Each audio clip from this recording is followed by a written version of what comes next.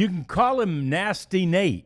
You can call him Nate the Great. You can call him 1.58 Nate. But somehow you can't call him an all-star. What the hell's up with that?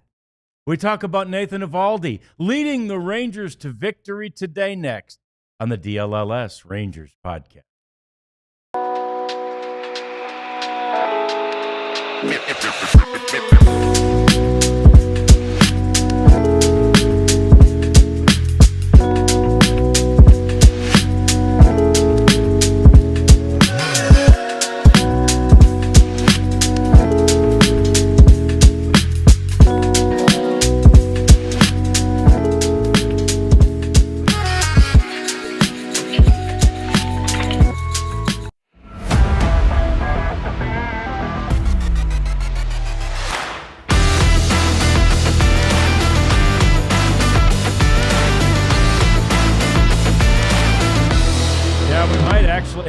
Semien's picture on that little thumbnail as well, as he went boom later in this game. But the Rangers with a big boom to finish the the ceremonial first half of the season. Hi there. Welcome into the DLLS Sports Studios. It's the DLLS Rangers podcast.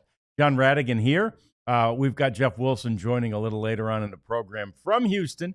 He is at Daycon Park to get the post-game reaction and everything that's mighty and necessary with regard to this game and this series. We've got Ryan Vaughters over here. It's great to have Ryan in the house, and I kind of like that new nickname that I just came up with, 158 Nate. Are you kidding me? This guy is so good, and he's not on the All-Star game. We remember there's still a chance, All-Star team, I should say. There's still a chance, obviously. They could still name him as an all-star for a replacement for somebody. And the truth is, he ain't pitching anyway. But he should be honored as an all-star with a 1.58 ERA after 90-some innings. And as Leon Misty points out, we're talking about 6 innings from being a qualifier. So it's just crazy that he's not. But you know what? It's okay. If he keeps doing this in the second half of the season, he's been an all-star before. He's not really going to care, and neither are we. But that's a beautiful, beautiful series win for the Rangers. We've got so much to talk about regarding this one, including Nasty Nate, 158 Nate, but of course Evan Carter and Dlls and Marcus Semien, and all those topics are coming up as we continue with this one. We love to have you chatting along already. We appreciate that. We'll comment on your comments, and Jeff joins in just a couple of minutes here. But the Rangers get to 48-49 on the season with the 5-1 victory over the Houston Astros. 5 runs on 8 hits, no errors again for the Rangers. Of course, they didn't have any errors. And 1-6-1 for the Astros. But the 5-8-0, first of all, that's probably making about the most you can out of 8 hits to get 5 runs. But to get them off of Hunter Brown, right?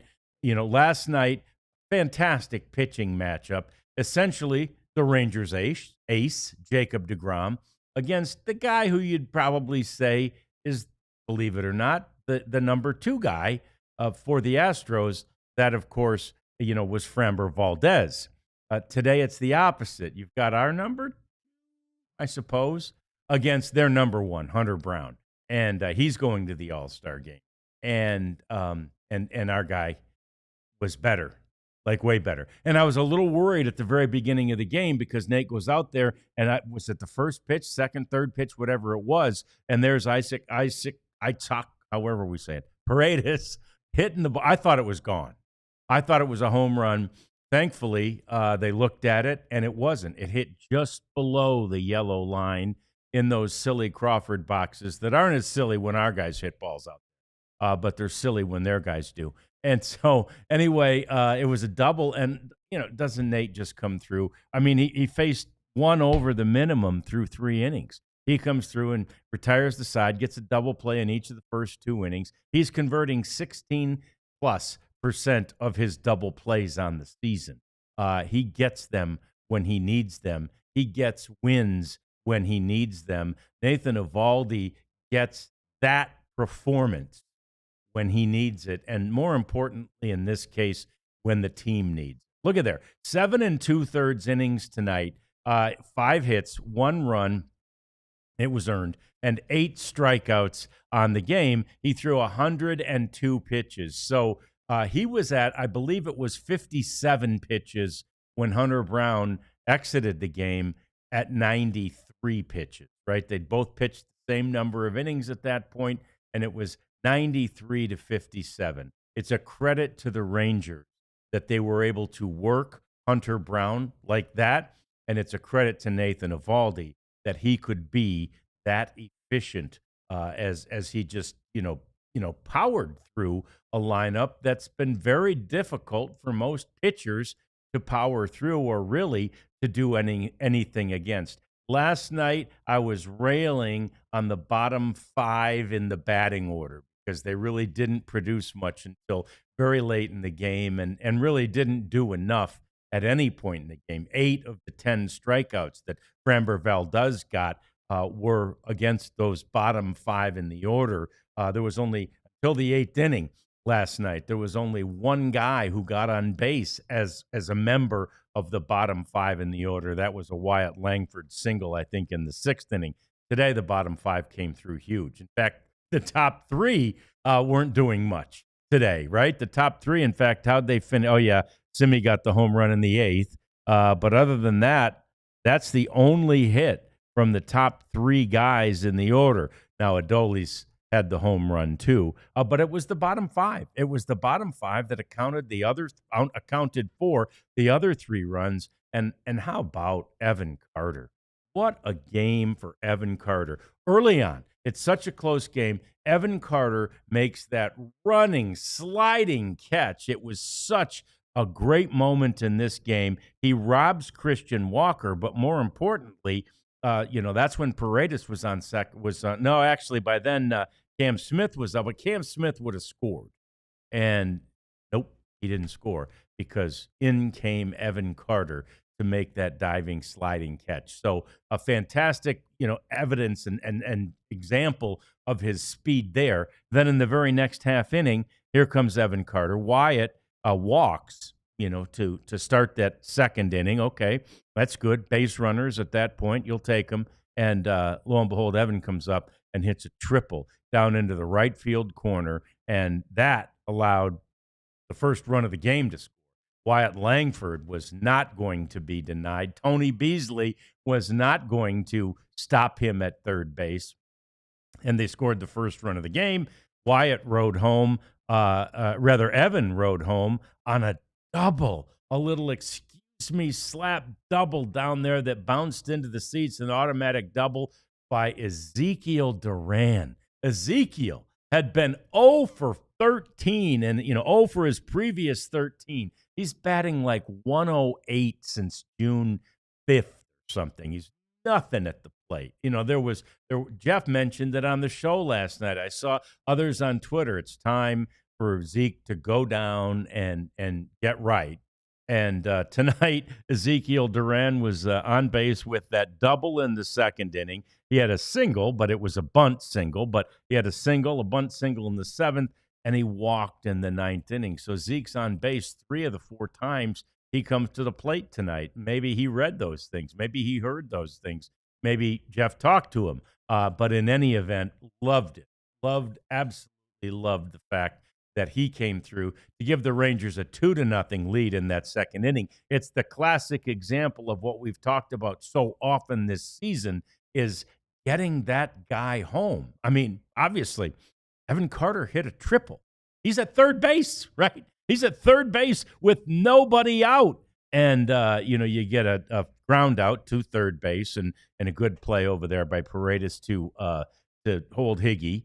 Hold Evan when Higgy grounded out. And then a strikeout by Osuna. I mean, he's facing Hunter Brown. He got pressed into service because Jake Berger had been scheduled to be the designated hitter today. There was a separate lineup already issued, and then they had to scratch Jake because of that quad tightness. Really nice that they were able to win without him. But now Jake Berger gets basically a week off, and so that'll be fine. Let that quad heal up. It's not injured.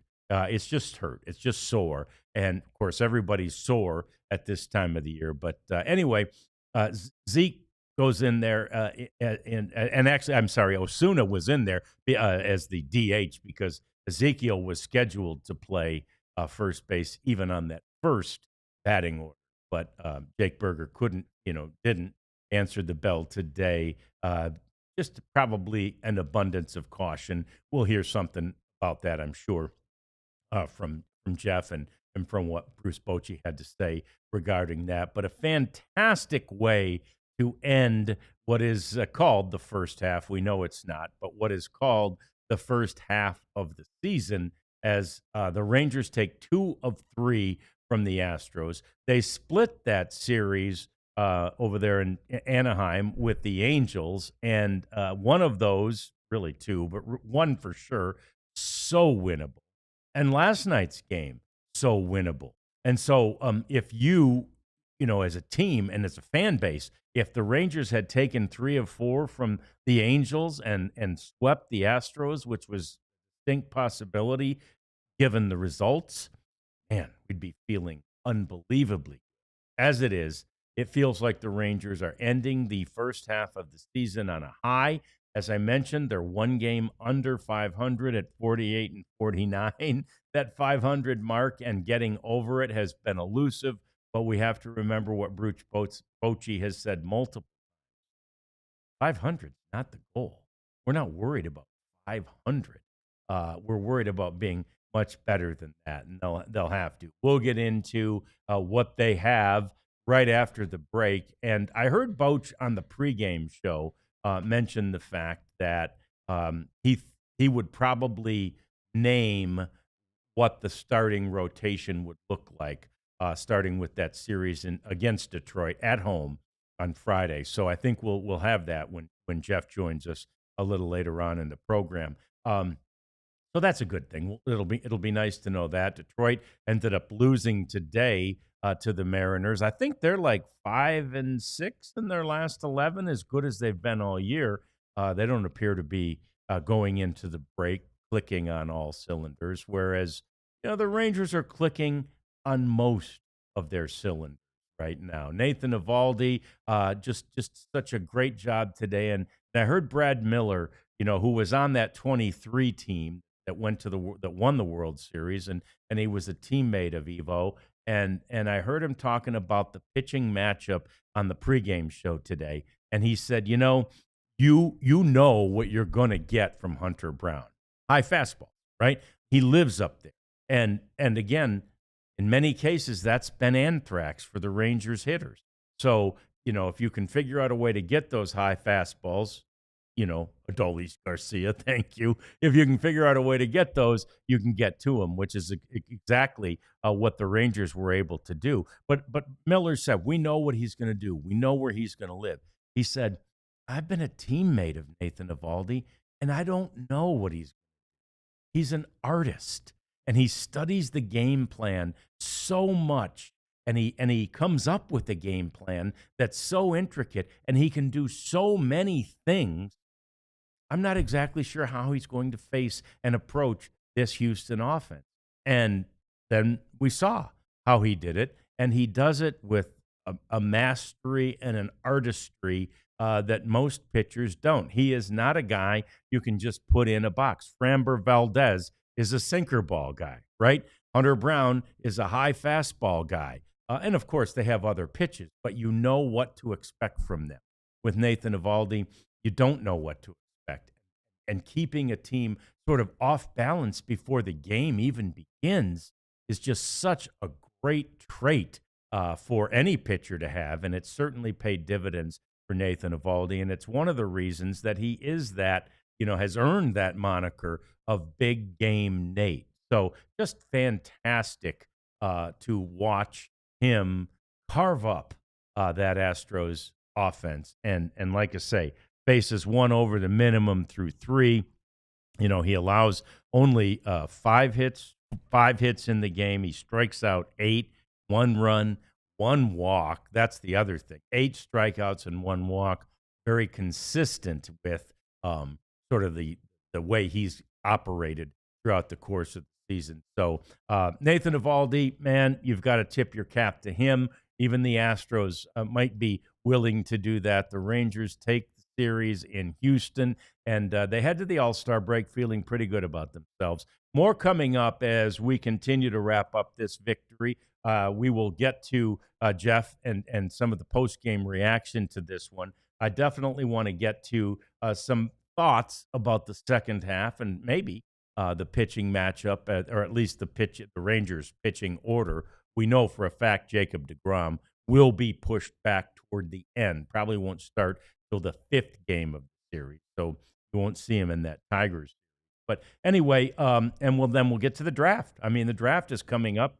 It starts in about 45 minutes. The Rangers don't pick until the 12th spot, but we'll get to thoughts about that and some other interesting notes from around baseball today. It's all coming up. It's the DLLS Rangers podcast. Oh, and it's time for me to tell you about Mando, one of my favorite new products that we have discovered, really, through this DLLS and through ALLCITY. I'd never heard of Mando, but I'm an aficionado now. I'm a big-time fan of everything that Mando does. I got me the starter pack, and I like everything in there. The second thing you see there, with the yellow, that's a little package of deodorant wipes. And man, I keep those with me in my backpack because you can use those anywhere, anytime.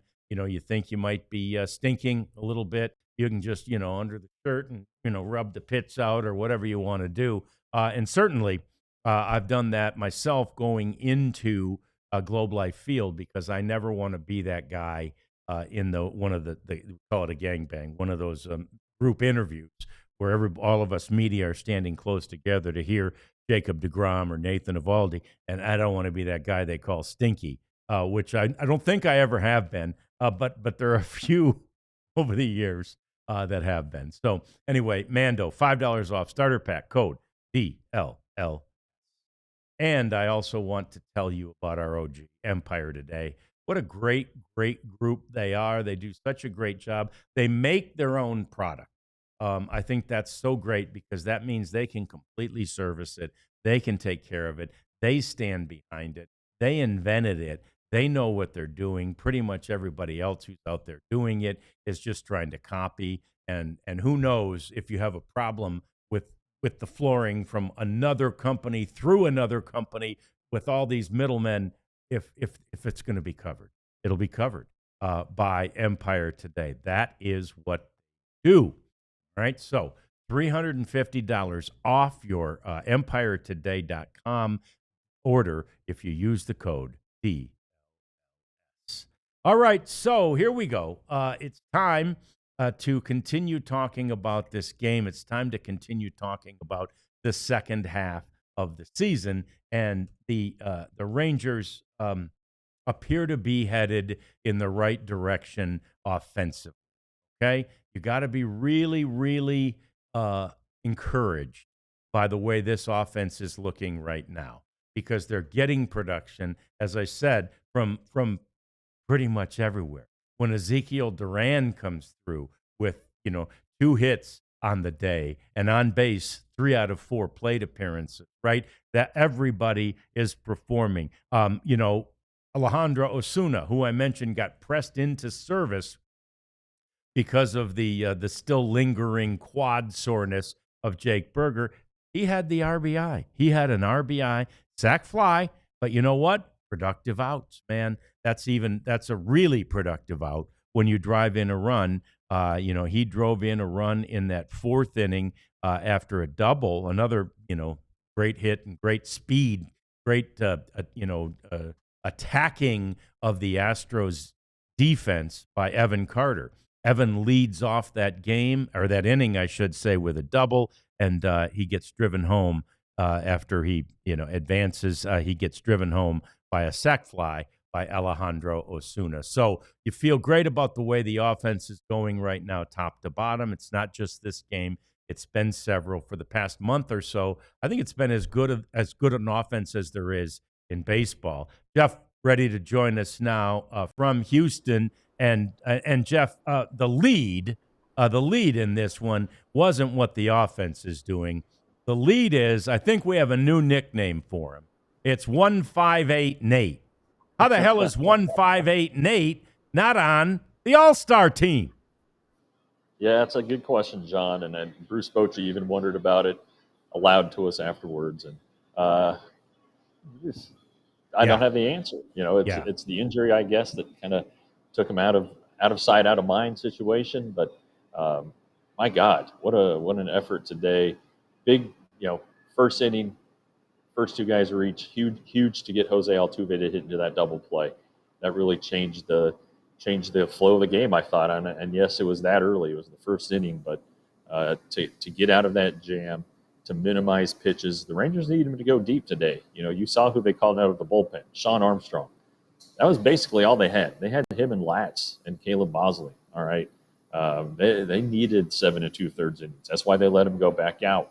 They wanted to cover as few outs as possible from the bullpen. So that's 158 Big Game Nate, whatever you want to call him. This was huge. It was a critical start. The Rangers were in a dire situation. They needed to win. They needed some mojo, and Nathan Eovaldi came through and got it for them. I know in the press box there you can't really, but I thought if you were here, I know we'd do this together. So this one's for you, Jeff. We're going to celebrate with a little brewski today because it's a really good finish to the first half. I know the ceremonial first half of the season to take 2 out of 3 from the Astros, and it easily could have been a sweep. And to get that kind of performance from Nathan Eovaldi.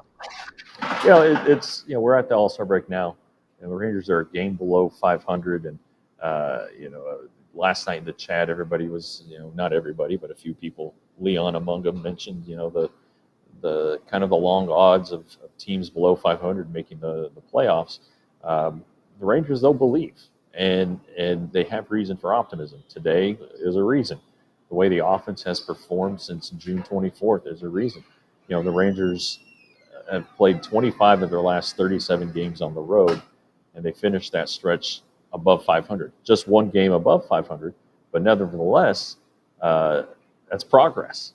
And Bruce Bochy sees progress, and it all starts with the offense. All right, when the offense is hitting the ball, coming through in situations, hitting for power, it's complete. But the power is the key for this team, I think. And we talked to Marcus Semien, hit his 250th career homer. Consistency is going to be the key. This team's going to have to do it. 5 out of 7 games, let's say. The offense is going to have to be on. But they also know that they have a hot streak ahead of them. They believe it. They haven't had theirs yet. And, it's coming. That's just baseball. So they go into this All-Star break feeling wildly confident for a team that's one game under 500. But they believe. And I think, this trip was 5-5. Could have been 9-1. This really could have been a 9-1 trip. Yeah. And you go back to the last homestand, they went 3-3. It could have been 6-0 for crying out loud. I mean, it's just kind of crazy, these things, and but where they are, they feel pretty good. And again, I know that we're down on them, fans are down on them, and I think they're even down on themselves. But the fact of the matter is that with 64 games left, so much can happen in 64 games. The trade deadline is looming. The Rangers open with a lot of home games here over let's say the next month. They've got a chance they to at least make some noise. I'm not saying they're going to make the playoffs, but they have a chance to really assert themselves and get back fully into the playoff picture.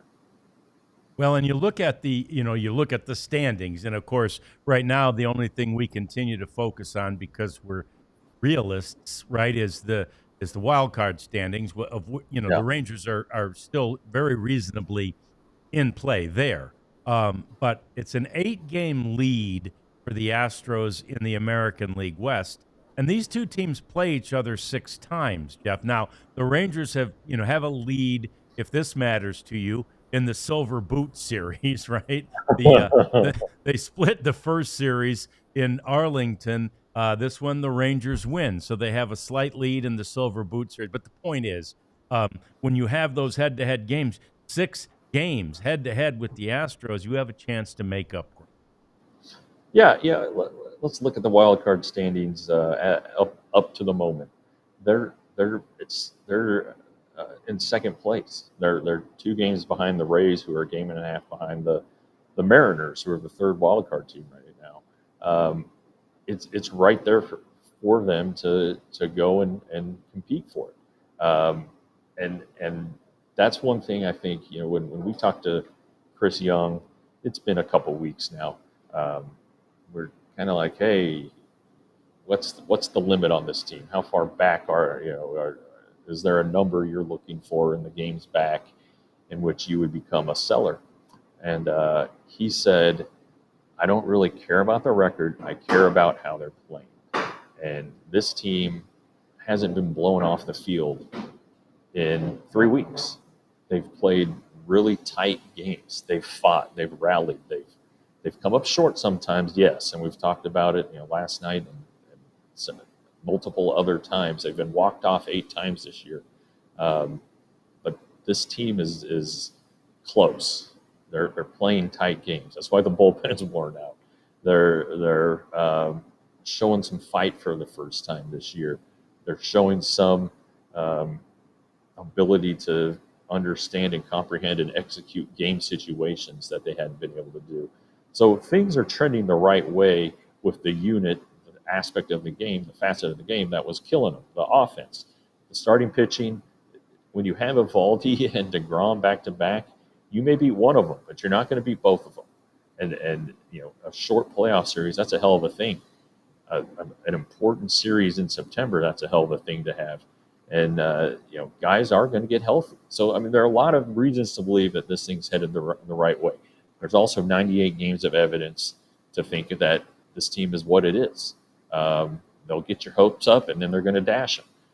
And so the stretch coming out of the All-Star break with the 9-game homestand, Tigers, A's, Braves, Tiger, A's, Braves, and then they go on the road for the trade deadline week. Those are some big games. And that'll, if they can keep their head above water, even, have a winning homestand, let's say they win those 3 series, let's say they finish 6-3 on the homestand, let's say they finish 5-4.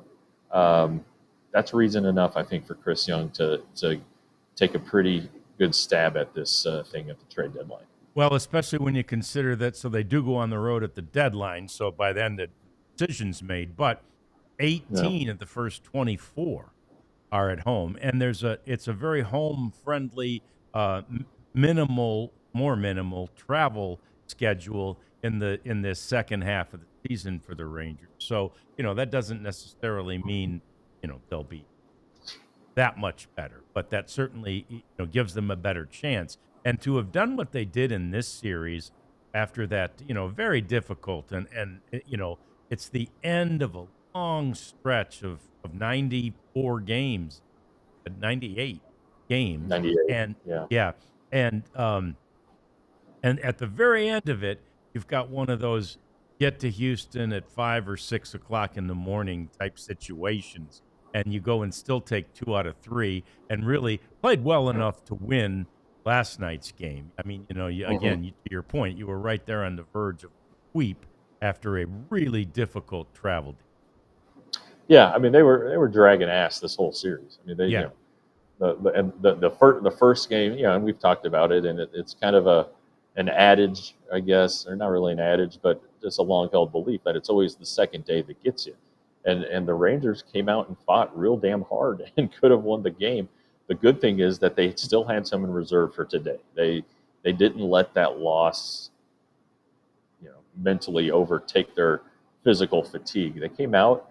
They had a great pitcher on the mound. They scored early against a really good pitcher.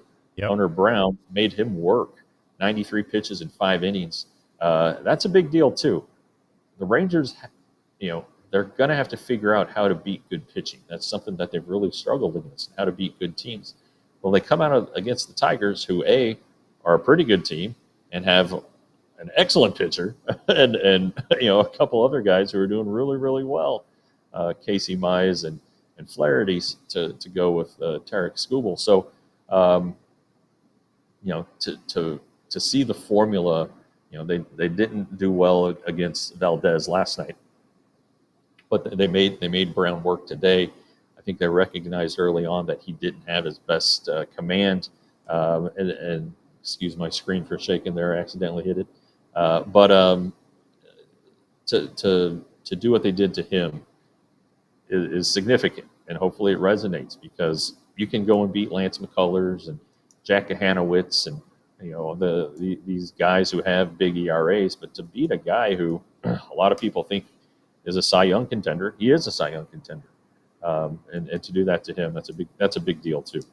It is. We've got more to talk about. In fact, let's get to what we think will be, or maybe Jeff knows. We'll find out. Will be the pitching rotation for the Rangers when we come back from the break. The post-break games begin Friday against the Tigers, as Jeff mentioned. We'll get to all that next as we continue with the DLLS Rangers podcast.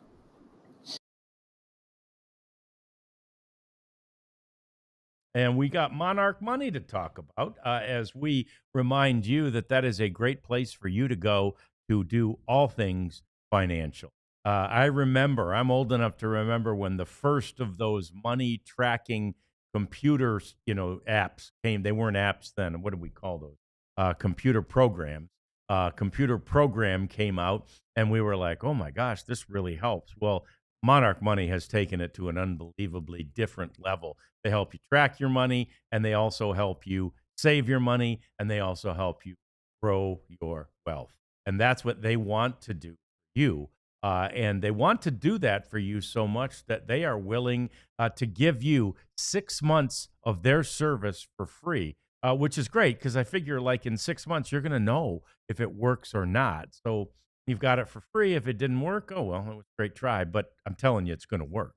monarchmoney.com. Use the code DLLS to get 6 months for free. And it's game time, and that's always fun for us, because Nicole, she reached out this morning, as a matter of fact, to remind me of some of the shows that are coming to town. And I know most people, I don't think most people were big into these guys, but they're in the late 90s. I sort of became a fan of the Goo Goo Dolls, who are coming to Dickies on July the 16th. What is that? Wednesday. There's no sports on Wednesday, so go on over to Dickies and get your eyeballs and your earballs on that great band, Goo Goo Dolls. And also, did you know there's a new venue in Fort Worth? I'd never heard of it. Tannehill's Tavern and Music Hall in Fort Worth, Texas. And they got a bunch of shows coming up. Jake Scott is coming to Tannehill's. Who else did I see coming here? Anyway, they got a lot of shows coming to Tannehill's Tavern and Music Hall, and it looks like a great small place. And it's right there on that beautiful Game Time app. So go to Game Time, $20 off your first purchase if you use the code DLLS. All right, so Jeff, let's get to that. I heard Boach say on the pregame show that he was going to, he felt like he was going to announce what the rotation would look like coming out of the break. Did he? He did not. Okay. We asked before the game, and he said, we haven't talked to the pitchers yet, so we're going to hold off.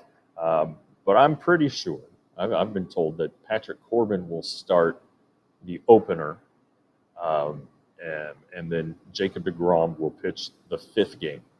Now, how it goes in between there, I don't know if you want to split up the rookies or not. If you want to go Rocker, Eovaldi for the Sunday night game against Skubal, and then Leiter, deGrom, Corbin there the Wednesday game against the A's.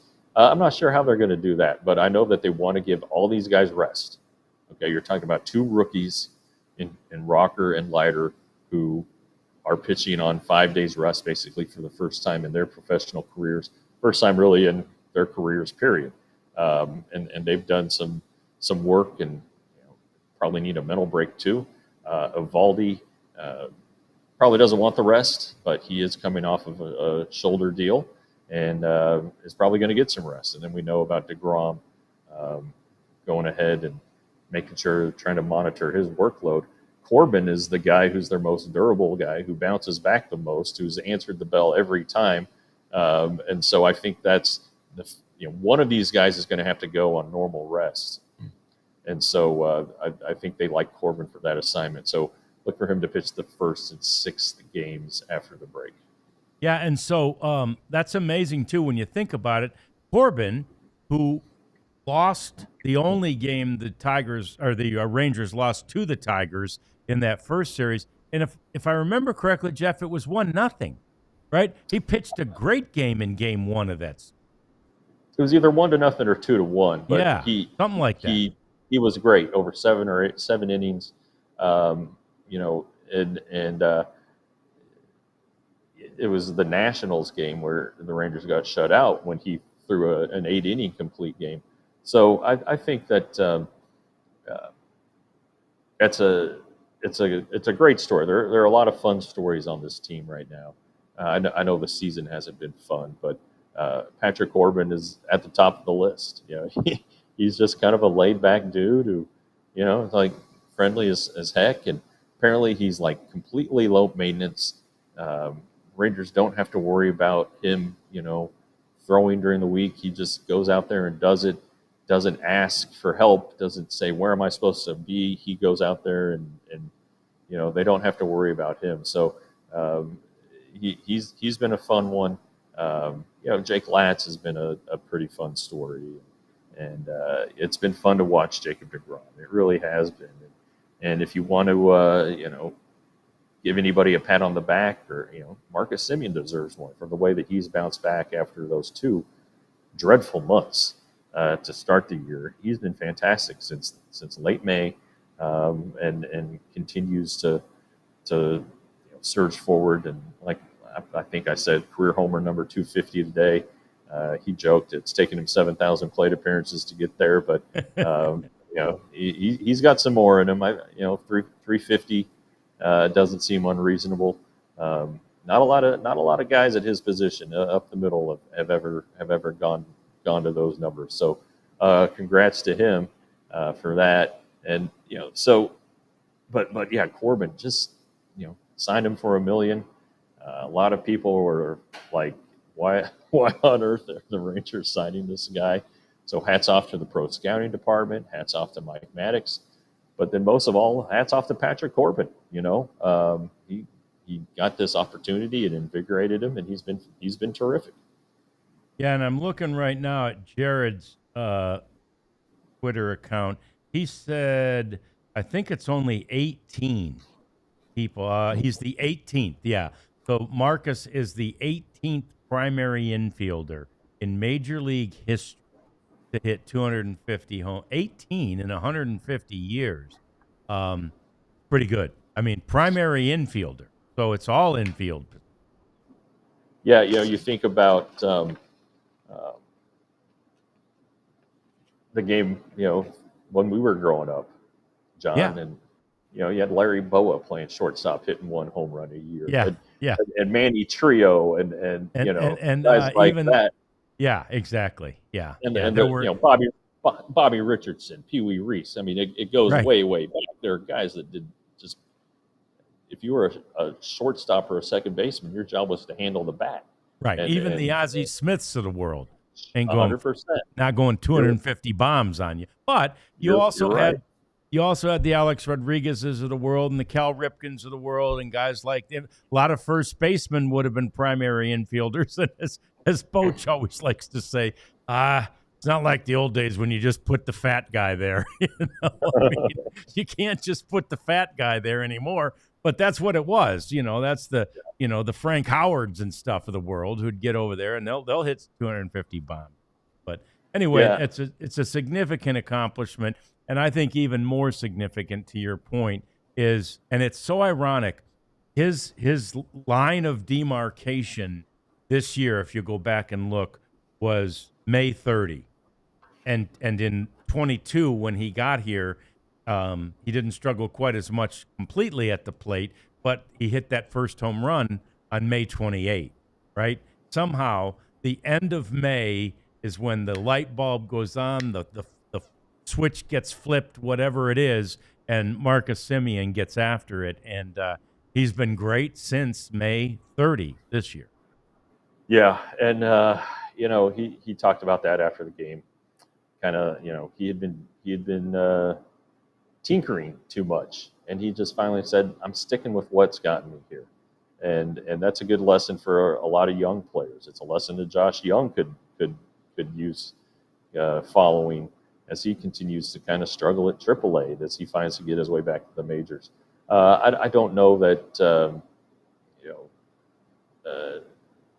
that his return is imminent. I think that Ezekiel Duran might have bought himself some time today with his hit and his nice defensive play that he made after his really dreadful game Saturday. Yeah. There are first basemen down there. Jake Berger, speaking of first baseman, said they just wanted to give him another day.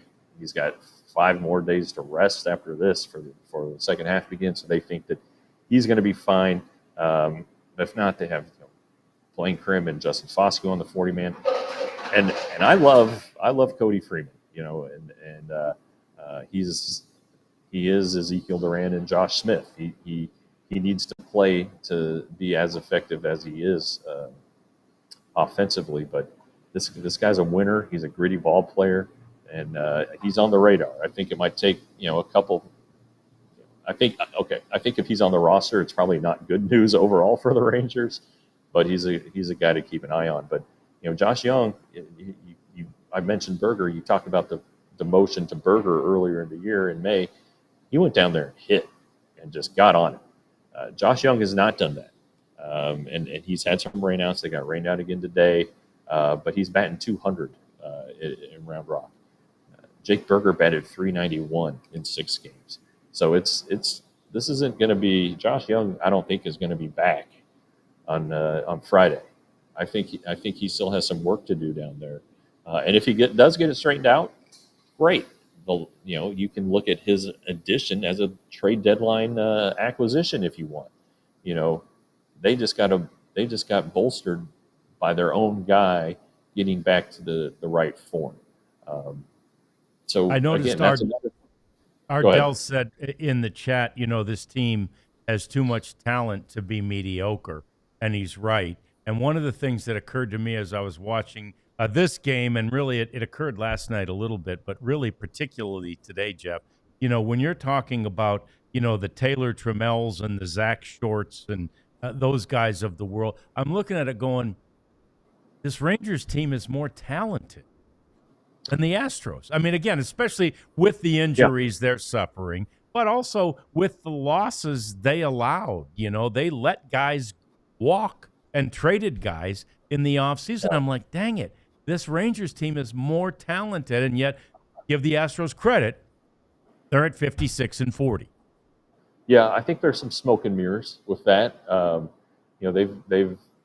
Their pitching's been probably better than expected. The bullpen's been good. They have the lights out closer, but it kind of has been smoke and mirrors because Christian Walker hasn't performed like they thought he would. Paredes has been really good. Altuve's been a danger. Jeremy Pena was really good. He's hurt now, so they're going to get him back, which will end up putting Zach Short back where he belongs. But their catchers are pretty productive. But yeah, it's not your I don't know, your younger brother's Astros. Right. It's not the Astros of 17, 18, 19, 20, 21, 22. We'll just keep going up to last year. It's a different group, but they are figuring a way to get it done. And the Rangers can do it too. I think the Astros have a cold stretch coming. I mean, they lost 5 of 6 on this homestand. They came out of Los Angeles in that Dodgers series, sweeping the Dodgers, absolute world beaters, and and they got knocked back to reality a little bit here this week. I don't think there's a great American League team, so I think that it's there for the taking for a team that's trailing right now to make some noise and rally. We'll see what happens, but I don't think this is a done deal yet in the American League. I don't think, you look at the Tigers, they have a huge lead, but had a rough weekend. The Blue Jays are the Yankees had a nice rebound this week. So there's opportunities abound for teams to get back into this thing. Yeah, it makes the second half even that much more exciting to anticipate as it is. The draft is getting ready to start in about 15 minutes. We're going to talk a little bit about that and what Jeff's thoughts are. He wrote about them, but we'll share them with you too, and also get into some other notes from baseball today. It's all coming up. The DLLS Rangers podcast. And we want to tell you to become a diehard, if you would, please. We'd really appreciate that. Again, that article that I mentioned that Jeff wrote about the draft upcoming, and he's got some really good thoughts, insight. And when Jeff, talks to his sources, trust me, it's pretty lock solid. What he's told us is going to happen. Like Patrick Corbin and Jacob deGrom, I'd be very surprised if those things don't happen. What he wrote about the draft, which he's about to share with you, I'd be surprised if that doesn't happen. His sources are really good. So, avail yourself to that. And you know what? For our Cowboys writer, Clarence Hill, and for our Stars guy, Sam Nessler, and our Mavs guys, Mark Stein's over there, but doesn't write for the site. But you also have Tim Cato. Our guys are plugged in, and you need to get that data by becoming a diehard, and it's all the stuff that's behind the paywall. You also get 20% off all of our merchandise. You get 20% off of all of our events. There's a multitude of reasons for you to become a diehard, including the fact that you get a free shirt. And when Jeff comes back, he's going to appreciate this. I rolled the dice and wore the Hello Win Column shirt today, and it was bold. I'm not going to lie, it was bold. After that heartbreaking loss last night, a turnaround, getaway day, all that other stuff. And I'm like, you know what? Big game Nate, or as it turns out, 158 Nate on the mound. Feeling pretty damn good. So I put the Hello Win Column shirt on. And this is a great one. I want you to all get one of these. And then we've got another great one coming out very soon. We'll have a little fanfare around the release of that one, and you're going to want it. Well, store.allcitynetwork.com to get the merchandise, to get these shirts, and so many other things that are available over there. We're going to add to them very soon. Okay, so that's that. We appreciate you. And Jeff, I think you could hear me. How about that? Just wore it. I held off. You had some good vibes, John. I think they resonated down here. So I'm going to give you a lot of credit for this win. Thank you. I appreciate that. You let all the guys know I'm partially responsible for the victory. I appreciate that. So let's get straight to the draft. Again, now we're about 12 minutes away from getting that thing started. Rangers don't pick till 12, but as you wrote, I think it was yesterday you wrote, but it's looking like they'll do something they haven't done in a few years. Yeah, the 11 picks ahead of them are going to dictate a lot, obviously. But the draft this year is more. There's more high school talent. Specifically, there's more high school talent in the middle infield. There are a lot of players who probably aren't top of the draft guys, like the Ethan Hollidays of the world, and some of the pitchers, and the LSU pitcher Andrews, I think is his name. I've got so many names bouncing through my head, but the Rangers, if what they feel like is the best of the college talent is gone, and even if there's a guy or two left, I still think that they have a real good opportunity to land one of these high school shortstops. And the names are out there. JoJo Parker, who has a twin brother, Daniel Pierce, the one college player who keeps getting linked to the Rangers is Kyson Weatherspoon from Oklahoma, a right-hander, mid-90s velocity. He also has a twin brother who's in the draft, so that's pretty interesting. But I just it feels like they're kind of overdue. They haven't drafted a prep guy in the first round since 2018 with Cole Winn. And before that, though, they had drafted like 10 of 13 prep players. So they were real prep heavy, tons of risk that comes with these guys. And I think they tried to reduce the risk with this string of 7 straight college guys. Prep guys generally have higher ceilings, but the risk of them getting there is much higher. And the Rangers could use a home run here. You kind of look at their farm system. It's deep, but they don't, beyond Walcott, it's like they don't have this guy who people look at and are like, he's not missing. This, they don't have, like the Red Sox just seem to be lining guys up to a runway of young, talented position players. The Rangers need to land on a couple guys, and a young shortstop might be that guy. So we'll find out. Ike Irish. I know a lot of people in our chat have liked Ike Irish, the catcher from Auburn. If he manages to weasel his way down there, then maybe the Rangers go ahead and pull the trigger on him. But I think that so much comes into this slot value. Can you sign a guy under slot so that you have more to be aggressive here in the second, third, fourth, and fifth rounds? To get a guy above slot who you really, really want. The Tigers did that. That's why they didn't take Langford 2 years ago. They signed Max Clark, signed him way below slot, and then drafted the hotshot shortstop who played alongside Walcott yesterday in the Futures game. So there are ways to go about certain draft strategies. You don't necessarily draft for need.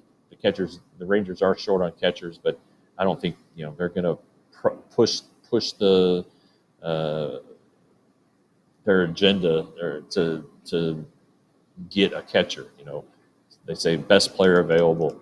Well, generally speaking, it's shortstops, and so it would not surprise me in the least if the Rangers landed one of those shortstops that are kind of at the top of the next tier after the tier of the elite guys. Sure, so, and it is interesting that you say that, though, when you consider their best young player right now is a shortstop. Now, granted, he's got to move, right? Because Sebastian Walcott is going to be here before the contract of Corey Seager expires. Right, but a prep shortstop, unless he's the next Alex Rodriguez, he's not going to unseat Marcus Semien, let's say, or force Josh Young to another position, or something to open up a position in the infield. But I just think that's kind of, and a couple of the people I've talked to kind of feel like, kind of at 12, just the position they're in, that this might be the year where they end up with a high school player. Yeah, interesting. And like you say, actually 6 years, 5 to 6 years. There's 6 years left after this year on Corey Seager's contract. 5 to 6 years of development for a position player like that isn't by any means unheard of, right? I mean, it's not. You figure if the kid spent 2 or 3 years in college and then it takes 2 or 3 to get here, you're at 5, or 6. Yeah, and when you're 18 or when you're 16, like the kids in the Dominican, you're not done growing. You're not done developing. Your body may change. It will change. You get into a structured, nutrition and weight program, and you may put on 30 pounds of muscle without even trying. You may play yourself out of that position.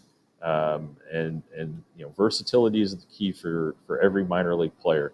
They make themselves major league options first and foremost by being versatile, so that if they are that good, if their hitting is so exceptional that they need to be in the major leagues, that they can go play another position.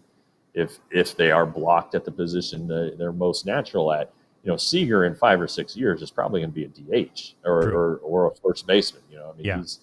he's got the leg issues, the lower body issues with the hernias.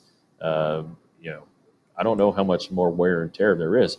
He's been fantastic this year defensively, though. He's been really good. He had a nice series this weekend, making a lot of backhanded plays, like shifted up the middle, having to go back toward the natural shortstop spot, making some good throws. His throws are money. You know, it is very unusual when Corey Seager uncorks a wild throw. And you know, it may not be flashy, but if you get the outs you're supposed to get, your team is going to be a good defensive team. Your pitchers are going to love you. Yeah, and they have been. They've been the best defensive team in baseball this year. Natalie's asking where Walcott would play if he makes it to big leagues in the next year or two. You know, and it's likely somewhere in the outfield, maybe right field. Yeah, you know, the one opening that the Rangers contractually at least are going to have coming up, in line with Walcott's timeline to the major leagues, is right field. Although right now, you know, you don't want to trade Adolis Garcia, right? No. You know, he's been so good, and he just kills these Astros. So I would think that right field would be the spot for him. But now, you know, you wonder what's Josh Young's future. You know, he is a talented guy. You expect him to bounce back and be their third baseman. But Sebastian Walcott started at third base yesterday in the Futures game, and he has started at third base multiple times the last 2 years. So there are opportunities. But I can tell you that when the Rangers feel like he's ready, they'll find a spot for him. Yep. Well, and you have to. I mean, with a talent like that, you absolutely have to, and they will. A couple of quick notes from the world of baseball. The Red Sox win again, Jim. They sweep a 4-game series from the Rays. They've won 10 in a row headed to the break. That is the kind of streak that you hope and you think that the Rangers need to go on. Yeah, and it's possible. I mean, you know, look at what the Red Sox have done this year. They traded away arguably their best hitter. Yeah, and now they've won 10 in a row. They're right on the Yankees' heels for the first wild card spot. They're in the playoff spot right now. You know, it's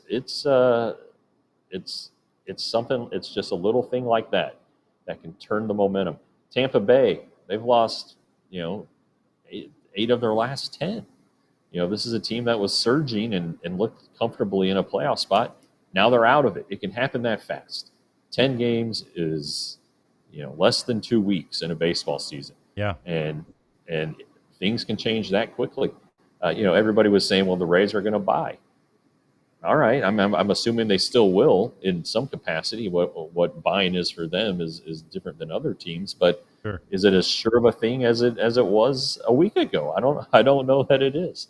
So, you know, again, and we can't stress this enough. I think the people who are regulars in our chat understand that a baseball season takes forever, and there are so many highs and so many lows, and sometimes when it looks awful, like it has for the Rangers at times this year, you would look up and you're like, oh, you know, a month ago, they have 80 games left.